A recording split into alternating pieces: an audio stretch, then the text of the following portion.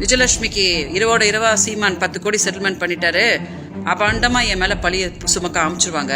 இப்ப நான் என்ன கேட்கறேன் அப்படின்னா, நான் ஏதோ சீமான்ட்ட பேசிட்டா உடனே பாத்தீங்கன்னா காஸ்கா பண்றான்னு எல்லாரும் உட்காந்து கத்துறீங்களே. நேத்து ஏன் சார்பா யாருமே போய் பாருங்க, இந்த பொண்ணு இந்த மாதிரி பாதிக்கப்பட்டிருக்குது, சும்மாலாம் அந்த பொண்ணு வழக்கு கொடுக்கல, நேத்து வரைக்கும் அவளை அந்த பொண்ணை தொழிலாளின்லாம் பாரு சொல்றாங்க அப்படின்னு. எனக்கு எந்த நீதியும் கிடைக்காது, எனக்கு எந்த நியாயமும் கிடைக்காது, இந்த கேஸ்ல கிடைக்கவும் விட மாட்டாங்க. நேத்து உச்ச நீதிமன்றத்துல என்ன ஆச்சு அப்படின்றது நான் மீடியாவுக்கு சொல்லணும்னு விருப்பப்பட்டேன். மீடியா வாயிலா தமிழ்நாடு மக்களுக்கும் சொல்லணும் அப்படின்னு நான் விருப்பப்பட்டேன்.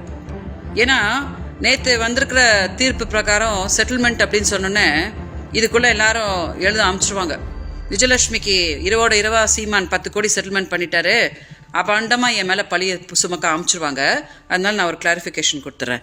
நேத்து உச்சநீதிமன்றத்தில் போய் சீமான் ஒரு வழக்கு கொடுத்தாரு இல்லையா, சென்னை உயர்நீதிமன்றத்தில் எஃப்ஐஆரை குவாஷ் பண்ண சொல்லி சீமான் வழக்கு கொடுத்த போது காவல்துறை தரப்புல ஒரு லாயர் என் சார்பா வாதாடி, அதாவது அவங்க பாதிக்கப்பட்டிருக்கிறாங்க அப்படின்லாம் எக்ஸ்பிளைன் பண்ணி அப்புறம் தானே நீதிபதி அதுக்கு ஒரு உத்தரவு கொடுத்தாரு, அதை போய் என்னன்னு பாருங்க அப்படின்னு சொல்லிட்டு.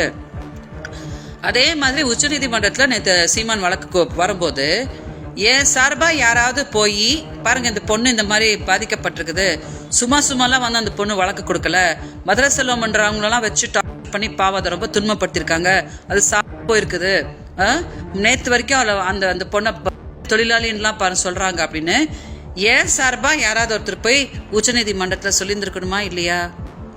சொல்லல. கவனிச்சிங்களா? அப்ப என்னாச்சு அப்படின்னா, சீமான் அவரை வச்ச கோரிக்கை அவங்க ஏத்து அவங்க இப்ப ஜட்மெண்ட் கொடுத்துருக்காங்க. இப்ப நான் என்ன கேட்கறேன் அப்படின்னா, நான் ஏதோ சீமான்ட்ட பேசிட்டா உடனே பாத்தீங்கன்னா காஸ்கா பண்றான்னு எல்லாரும் உட்காந்து கத்துறீங்களே. நேத்து ஏன் சார்பா யாருமே போய் உச்ச நீதிமன்றத்துல எனக்காக போராடல?